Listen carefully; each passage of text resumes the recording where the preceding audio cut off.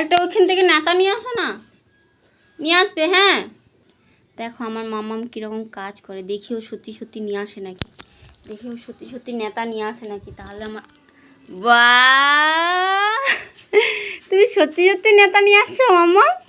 হ্যাঁ thank you, welcome বলো, welcome বলো, বলবে না? কি খাচ্ছ তুমি, কি খাচ্ছ? বলো ও পাগলা, কি খাচ্ছ তুমি মাম্মা? তুমি আমার সব কাজ করে দাও। হ্যাঁ মাম্মা, তুমি বড় হয়ে গেছো। হ্যাঁ আমার সব কাজ করে দেবে তুমি? ও পাগলা বলো না। এখন করে আবার ক্যামেরা অন করলে আর কোনো কথা বলে না, কাজও করে দেয় না। এখন কি ভাগ্যিস এই নেতাটা এনে দিয়েছে। হ্যাঁ জুজু কোথায় দেখি, বাবা হ্যাঁ।